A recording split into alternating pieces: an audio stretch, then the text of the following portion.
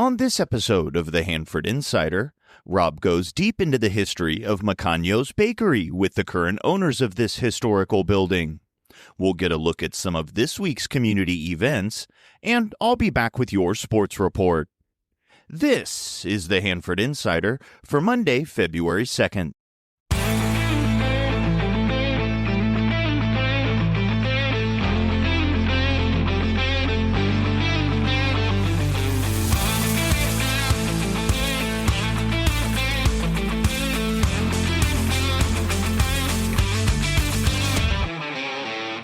Hey everyone, and welcome to the Hanford Insider Podcast, your inside look at the people, places, and stories that make Hanford such a special place to call home. I'm your host, Rob Bentley, and each week we shine a spotlight on our community. We celebrate local successes and share what's happening around town. Thanks for joining us. Let's get started. In community news, the Hanford City Council will meet again on Tuesday, February 2nd in the Hanford Civic Auditorium Council Chambers. In the afternoon study session, they'll get their annual report from Main Street Hanford, and they'll interview finalists for the vacant seats on the Hanford Planning Commission. At the general meeting, which begins at 7, items on the agenda include recognizing members of the Police Activities League Boxing Club. They'll accept a bid to repair the slide pool at the plunge. And the transient occupancy tax, or hotel tax as it is sometimes called, will be on the agenda again. The council will now decide whether to put it on the June primary or the November general election. Don't forget, if you can't make it to the meeting in person, you can watch online live or later on the city's website. Now let's take a look at this week's community calendar. The Little Brick Theater is hosting their Whatever Open Mic Night on Friday, February 6th. Visit their website at hanfordmtc.com for more information. Saturday, February 7th is a very busy day. Some of the things going on that day include the Valentine's Vendor Fair at the Hanford Ball, the Kings County Art League Artisan Market at the Fast Credit Union, Off the Vine is holding a charcuterie class, there's a couples karaoke night at Tipsy Canvas. The movie Pretty Woman is showing at the Hanford Fox Theater. And on Saturday evening, the annual Hanford Rotary Club Crab Feed will be held at the Hanford Civic Auditorium. And on Monday, February 9th, Hanford West High School will be holding a Mini Huskies cheer camp. If you have an event coming up, large or small, and you'd like some help getting the word out, let's work together. Send your information to hanfordinsider@gmail.com. Be sure to subscribe to my weekly newsletter to get a complete calendar of events. It's the most comprehensive community calendar available.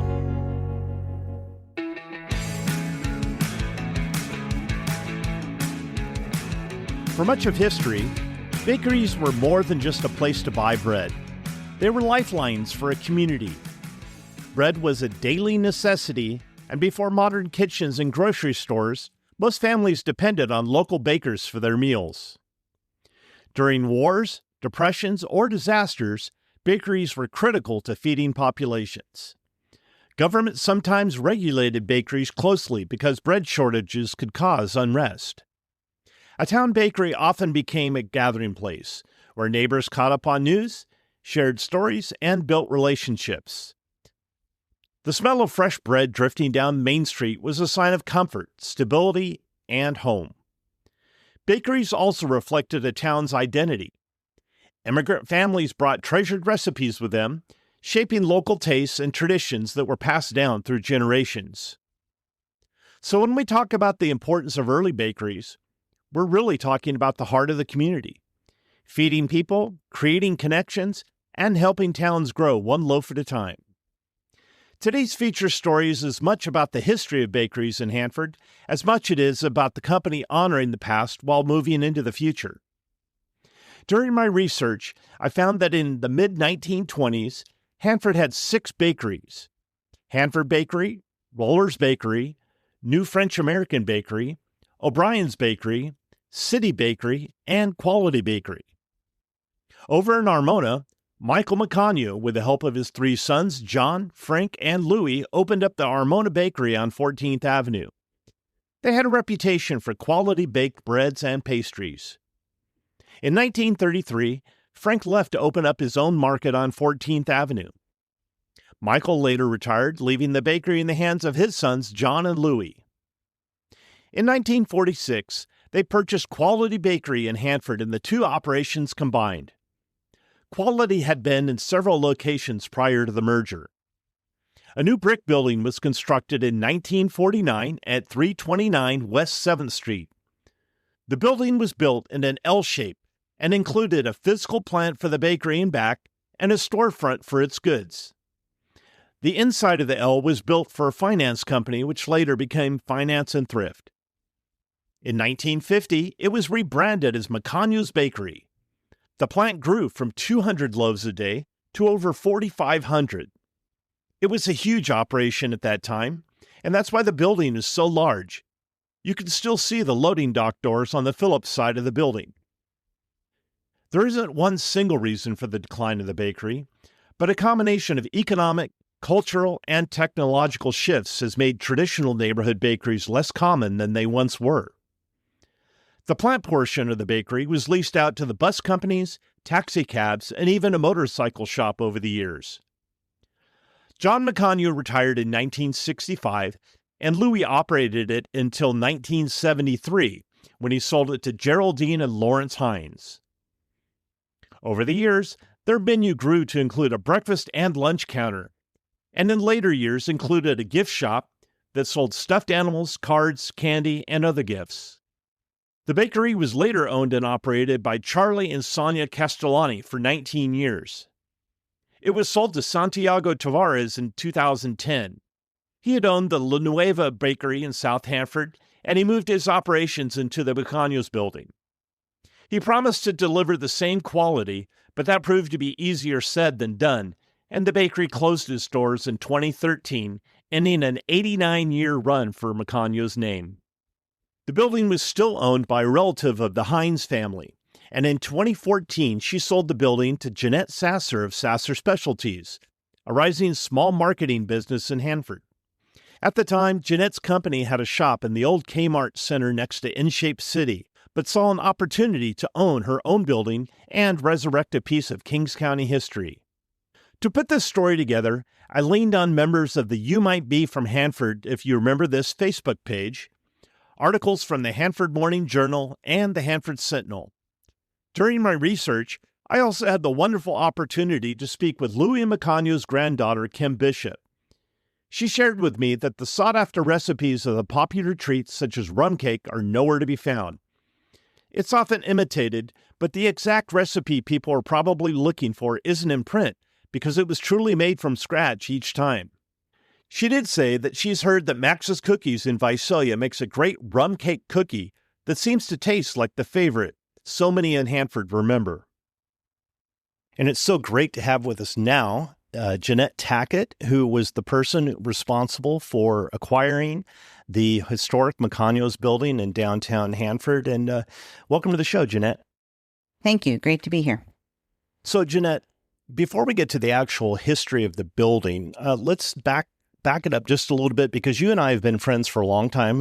When I was band director at Pioneer School, we started our band program and we needed shirts, and we were using several vendors in town, but you were gracious enough to work out of your shop there in Grangeville Boulevard, and that's really where you got your start, yeah? It is. Many years ago. That would be 2006. Hard to believe. So you grew past that stage of the shop that you had there in Grangeville, and you moved to a spot in the old Kmart building next to In-Shape City. We did. That transition took place in 2010. We quickly outgrew the Grangeville little shack that we had going on there, so we had to find a bigger place. And what attracted you to the building downtown? I know you have some roots in town, and you've done a lot for the community, but you saw this as a great opportunity. I did. I had a business coach that was nurturing me along in business and helping me with a business plan. And in that business plan, it was a dream to own my own building and then run the shop and then someday hand it down. So I looked at many buildings in the downtown area just because that's where we wanted to stage ourselves to be part of the Main Street community. So in 2013, we sought out this building. It had become available, and by 2014, we were the owners. Fantastic. So when you got the building, it was not empty, was it? By no means. What kinds of things did you find? Well, let's start with ovens. There was 9 walk-in refrigerators. There was the raising puffing station that went all the way across the building in the top because heat rises to rise the dough. The dough would come down, go into the 2 large ovens. They were 20 foot wide.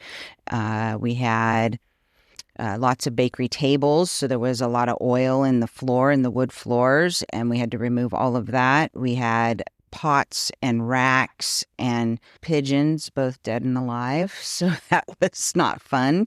I don't even know how they got in the building. I guess somebody had left the building open at one point and the pigeons made themselves at home. Wow. There was a lot of storage items, whether it was desks and chairs and cabinets. The cooling cabinets in the front for the bakery were all there. There was tables and just a plethora of other smaller items that had to all be removed. The basement was full of starch, flour, and sugar because they would just pour it. It would come down the slide in the basement, and they would just pour it out of the bags onto the floor. So the floor was super slick, and there was piles of chocolate. So stacks of chocolate bars down there, and some varmints like to eat on that chocolate. Oh, no. There was just a lot of baking. So any baking paraphernalia that you can think of, it was in the building and aged very well. And you were telling me something else about the downstairs that not too many people know about the security and the strength of that portion of the building. That portion of the building is 12-inch thick concrete walls because in 1962 and 3, it was a fallout shelter. Oh. So we have the original sign of the fallout shelter down there. Don't know that it ever got used. And we have the rations. So there's about 10 or 12 boxes of the rations that are available as well. That's fascinating. So you got the building remodeled and, kind of configured as to the way that Sasser Specialties at that time was. Tell us about the process of the transition from COVID. You said that it was a huge boon to the market, the way that you had to handle orders and stuff like that. We transitioned in 2018 to JH Tackett Marketing, and with the help of my husband, Jeff, we went into COVID very cautiously, just as many of us did. We got very creative on how we were going to reach the community and how we were going to continue to serve the customers. There was the clause, if you were a necessity, then you could stay open. And so we made ourselves a necessity in that we provided signage regularly to the restaurants industries. Our safety officers, we had the uniform contracts for them, so we had to keep them dressed and able to get uniforms. Our restaurant community fed us well because the governor was changing the rules weekly. And so we were changing signs weekly, whether it was billboards on the freeway. We went through, I don't know how many pallets of A-frame signs because that was the most popular way because people had to put up tents. So they were directionally trying to get everybody in the right locations. So we would buy A-frames by the pallets, and we had our little sign company supply out of Fresno so busy, they were bringing us truckloads constantly of all this signage that we had to print and get out of here. So the large format printers just really never stopped. And some mornings we were here till 1, 2 o'clock in the morning because these restaurants wanted to open the next day. And so we were constantly feeding them the signs as the signs needed to be updated. Then we ran into graduation. So graduation, we served Lemoore College and Kalinga College, which was West Hills at the time. They needed to do something creative, and so we collaborated with them and created the drive-through graduation process. And in that, we created boxes that they were gifted. Each graduate was gifted during their drive-through process to receive their diploma and their graduation. Yeah, I remember the yard signs too. People would put yard signs, proud parent, yeah. Hanford High graduate or Pioneer graduate. Those graduation signs were a big thing. They were a big thing, and we printed them all here. Then we had, some of our bigger customers like Adventist Health. They have Nurses Week every May, and they had to figure out how are we still going to make sure these nurses who are working day in and day out feel appreciated. And so we started developing the print, pack, and ship. And so the print, pack, and ship became a big thing, and we were servicing and printing all these products. We would package them then and then ship them to employees. And so that was probably the largest project that our small little company ever did. And it went off really well. So we're very thankful for those customers who kept us alive. Definitely. So you worked hard for all those years, and something special happened not too long ago. You and your husband found some retirement activities, yes? We did. Yes, we did. We have purchased an RV park, and we are enjoying that. It's a fairly new park out of state, and that park is in developmental stages. We do have some spots available, but we're adding to the park as well as we speak.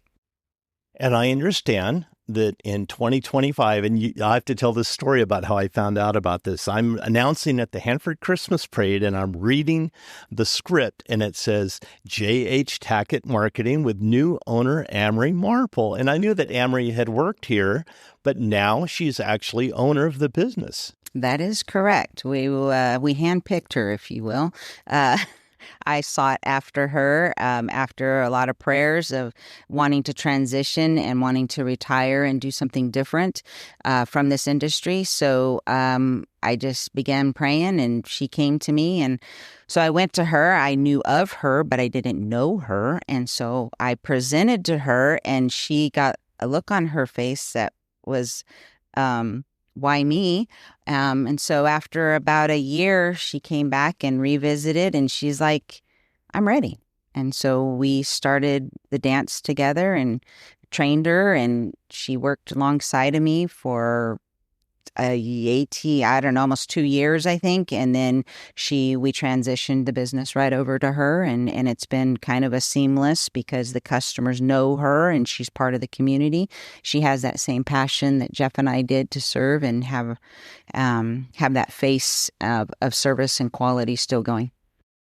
Well, that's fantastic. I know, Jeanette, you've been a guest on one of my podcasts before with the music teachers podcast that I did several years ago. We did a couple episodes about fundraising and that kind of a thing. But Amory, you have been on the show as well, but you've been on the Hanford Insider when you were a part of the Hanford Chamber of Commerce. So welcome to the Hanford Insider in 2026 as owner of JH Tackett Marketing. Thank you. I think that episode was on the Christmas parade too.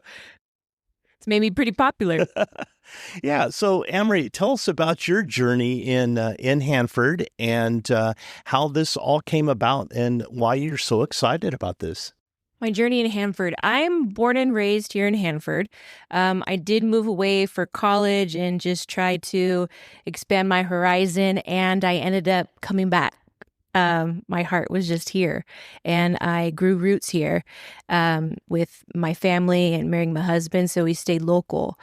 My family has always instilled in me the belief that you need to give back. And I went to private school, McCarthy. I went to San Joaquin Memorial, and part of the curriculum was you had to do hours of service. So I started in my freshman year gleaning fields, and I was not cut out for that. So then I switched to donating my time each week to the Children's Hospital. So I've always been involved in the community and serving. When I moved back after college, I got more involved with joining Seroptimist, and that just became a regular thing I did. And that led me to being the CEO for the Chamber of Commerce. And that led me to joining Rotary and CAPC, and now being part of EDC and the Homeless Collaborative. So it's just become something that I love now doing. Yeah, those connections are so important. We have seen I would say, the decline of some service organizations that would traditionally put on events in town and stuff. And it's so brightening, brightens the day of someone to see these community organizations doing so well. Seroptimist, Rotary, and Lions. And I'm going to stop there listing them because I know I'm going to forget a bunch. But that's inspiring to see all the work that the adults in this community get involved with to help make it a better place. Mm-hmm. Also, joining Seroptimist when I was barely 20 years old. I've been in it now for over 16 years. So I kind of also am a representative for a younger generation to be involved in the community. So I understand that responsibility as well. And I hope more get involved because it's something that is so needed. Yeah, and local businesses are very important to helping sponsor events and make the town a better place. We think of your involvement with the Christmas parade being a sponsor of that and other things that you've done. So how do you see JH Tackett Marketing moving forward in community involvement? Well, we serve a lot of local businesses and events and nonprofits and schools and teams. So we have historically given back to those who support us. And then it's word of mouth just grows because of the quality of service that comes with the whole package. So it's just continuing to expand and grow. And the stuff that we're involved in is growing. So there's a return. You support us, we support you, we support you, you support us, and it's growing. And I'm trying to keep up with that. Yeah, definitely. Well, we're so excited for you, and we're excited for Jeff and Jeanette, everything that's been done and will be done in the future. And we're just grateful that we still have this building. As a lover of historic buildings, I can say that I especially like this one. This is one that I have a long history with. Funny story I always tell is that the first paying gig I got as a musician was at Maccagno's Bakery. I got paid $20 to come in and play Happy Birthday on my trumpet for one of the workers here. So there's a lot of people that remember the recipes. I think probably most people recollect the friendly faces that were there, and there's certainly a lot of friendly faces here at JH Tackett Marketing. And I know that in the future, perhaps you're going to have a little area set aside with maybe some historic pictures, just kind of a shout out. And I'd like to thank all the people who responded to my request for information and memories about the building, because it certainly holds a special place in so many people's heart in Hanford. And I want to wish you the best of luck, and thank you so much for all that you've done. Yes, thank you. And I just wanted to add that there is a responsibility to preserving this history of this space. And I didn't really realize that as first, that was included in the package. Mm-hmm. Kind of like when I was involved with the chamber and my office was in the old courthouse. After the fact, I realized that people come in and ask you questions about the building. It's just part of being downtown. So I'm starting to learn more. I've made promises to preserve some of the pieces, like the tables and the drying racks out there.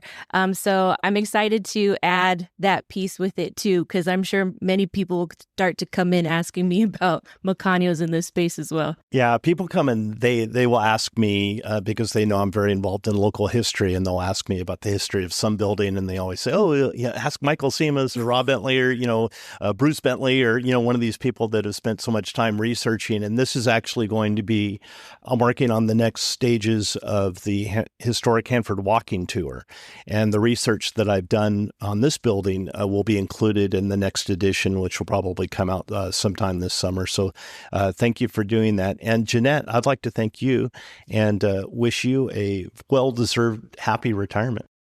Thank you so much. Glad to be here. That was a great opportunity to be able to sit down with Jeanette and Amory and talk about the building and talk about the business of JH Tackett Marketing. And I'm really impressed with the vision that Amory has for the building and continuing to serving the community and honoring the past of the Maccagno's Bakery. As you can tell, I love history, and I'm so excited to share with you that the Maccagno's Bakery story will be added to the historic Hanford walking tour sponsored by the Carnegie Museum. It'll also be featured in the Carnegie Museum of Kings County's 2026 exhibition, Building Kings County. Part 1 will open on February 21st and will feature the founding cities of Kings County, historic downtowns of Hanford, Lemoore, Corcoran, and Avenel, the impact of the railroad, historic homes, schools, churches, fraternal halls, and builders and architects. This story of Maccagno's will be featured in Part 2, which opens in September. That exhibition will feature Highways 198, 43, and 41, businesses and restaurants, NAS Lemoore, the Tachi Palace, hospitals, prisons, fairgrounds, airports, emergency services, and oil fields. For more information about the museum, you can visit our website at carnegiemuseumofkingscounty.org. Now let's go to Eric for a recap of this week's high school sports action. And now it's time for Hanford Insider Sports with Eric Bentley.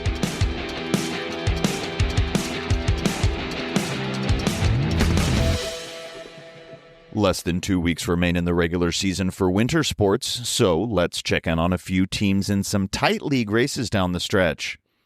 In basketball, the Hanford High boys vaulted into a three-way tie atop the WIL after avenging their earlier season losses to Dinuba and Tulare Union last week, beating the Emperors 59-49 this time around before outdueling Tulare Union 66-62 in overtime on the road. At 5-2, the Bullpups have a favorable schedule the rest of the way at Tulare Western on Wednesday and home versus Mission Oak on Friday before a season finale showdown with Lemoore next week that could have WIL title implications. The Sierra Pacific girls basketball team sits in second place with 3 games to play in league action after falling to league-leading Emmanuel last week before bouncing back with a drubbing of Hanford West. The road to a 4th straight Tri-County Kings League title for the Golden Bears will require some losses from Emmanuel down the stretch, but after picking up a big 60-54 non-league win over Bakersfield Christian last Saturday, the resume continues to add quality wins, which are always valuable come playoff time. And the Sierra Pacific boys basketball team probably saw their chances at a league title slip away after Thursday's loss to Kingsburg, but with senior night on Tuesday versus league-leading CVC and at Selma on Thursday, the 14-11 overall Golden Bears will more than likely see playoff action and, like the girls, will rely on the strength of their non-league schedule to carry experience into the playoffs. Let's stick with Sierra Pacific, but out to soccer, where the Sierra Pacific boys soccer team sits atop the Tri-County Sequoia League with a perfect 6-0 record after taking down CVC and Emmanuel last week. The Golden Bears have dominated league play up until this point, tallying a +14 goal differential in their 6 league matches.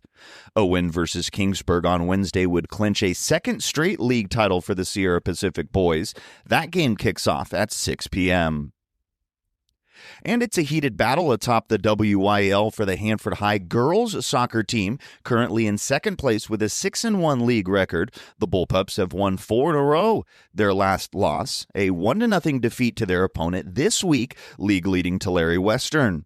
Should the Bullpups avenge that earlier season loss, there would be a tie atop the WIL at 7-1 with 2 games to play, though with a 13-2-2 overall record, league title or not, the Hanford High girls soccer team is definitely looking to make noise this year in the playoffs.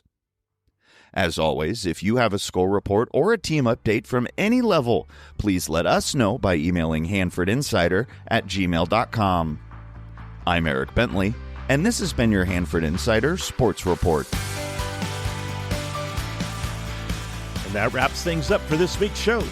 Join me next week for a candid conversation with local writer Caitlin Donahue about the Writers Haven Project. If you enjoyed this podcast and you'd like to show your support, You can go to buymeacoffee.com/Hanford Insider to make a donation. If you'd like to join the Hanford Insider email list, stop by my website at hanfordinsider.com to sign up for updates. You'll also get an exclusive copy of my newsletter in your inbox each week. I also need your help getting the word out about the show by liking and sharing on social media or telling a friend. For more information about the show, you can find this podcast on Facebook, Instagram, Threads, X, and YouTube at Hanford Insider. If you have a show idea, be sure to email me at hanfordinsider@gmail.com and I'll look into it. Thanks for being a part of the Hanford Insider podcast family. Have a fantastic week.